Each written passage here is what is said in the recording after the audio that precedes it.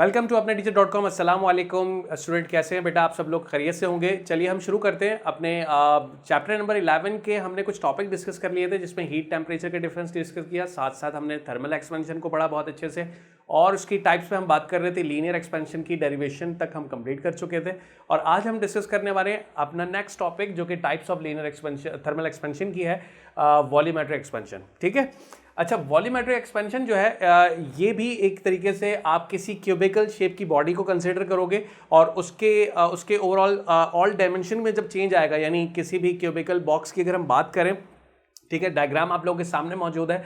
ये cubicle shape की body है, एक ऑब्जेक्ट है, तो इसके वॉल्यूम में चेंज का पता कैसे चलेगा?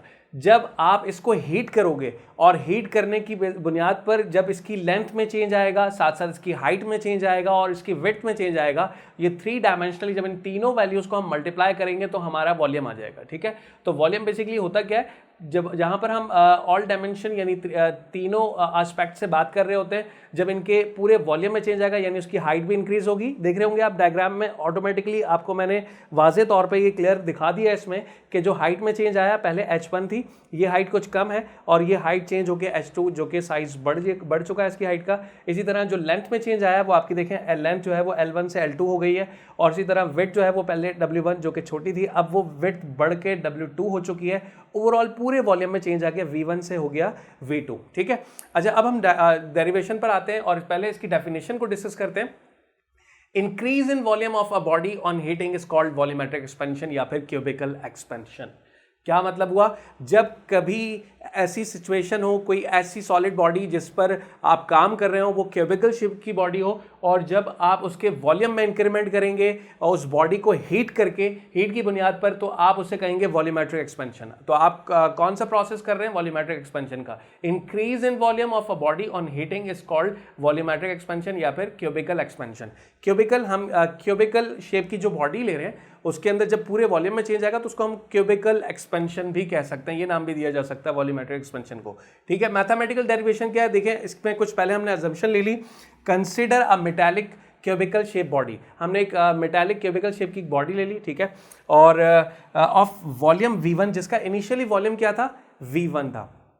अच्छा, अब एट टेम्परेचर T1, तो इस वक्त मौजूदा जो उसका रूम टेम्परेचर पे जो इसका मौजूदा टेम्परेचर होगा वो T1 है। Let the body is heated. अब आप क्या करोगे? इस क्यूबिकल बॉडी को हीट करना शुरू करोगे। जैसे आप इसे हीट करोगे तो एग्जैक्टली किस टेम्परेचर तक हीट करोगे? तो आपने उसको नाम दे दिया, आपने टेम्परेचर बढ़ा के T1 से T2 तक उसको हीट किया है, और हीट करने की वजह से जो चेंजेस आई वॉल्यूम के अंदर वो मैंने यहां पर मेंशन किए। देखें, the increase in volume that is delta V।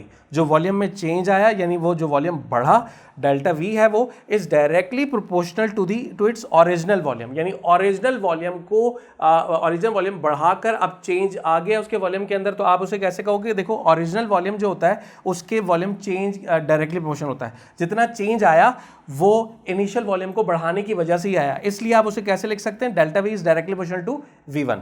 अच्छा, अब the increase in volume that is delta V is directly proportional to the change in temperature. और ये जो वॉल्यूम बढ़ा है यानी जो चेंज इन वॉल्यूम आया है वो टेम्परेचर को बढ़ाने की वजह से आया, तो इसको भी आपने मैथमेटिकली लिख दिया भाई, डेल्टा V जो है वो डायरेक्टली प्रोपोर्शनल है डेल्टा T के। इसको मैंने नाम दे दिया इक्वेशन नंबर 2 का।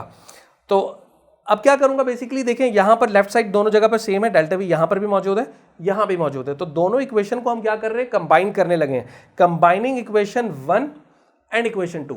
अब अगर दोनों इक्वेशन को कंबाइन कर लेते हैं तो एक ही दफा हमने क्या करना होगा? डेल्टा V लिखना है, ठीक है, और दोनों की राइट साइड एक साथ कंबाइन करके लिख लें। यहां पर राइट साइड इक्वेशन नंबर 1 में V1 है तो वो मैंने यहां उतार लिया, और इक्वेशन 2 पे देखें डेल्टा T है तो वो आपने यहां उतार लिया। ठीक है, तो इस तरह आपके पास डेल्टा कंबाइन जब हो गई तो उसके बाद फाइनल जो रिजल्ट आया वो delta V is directly proportional to V1 delta T के बराबर हो गया।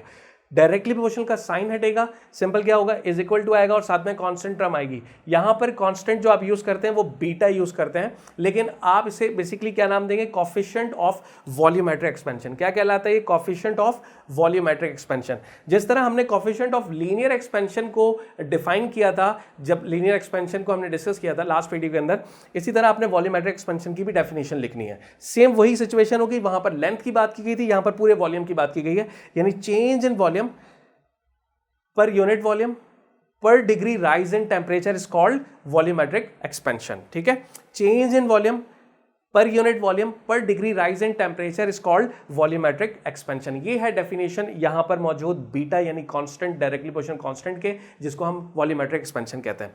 अच्छा, अब थोड़ा सा इसको मजीद और समझ लेते हैं कि न्यूमेरिकल के अंदर इसी फॉर्मूले को थोड़ा सा एक्सपेंड करके एक और फॉर्मूला बनाया जा सकता है जो हम यूज करते हैं, वो मैं आपको यहां करा देता हूं बेटा।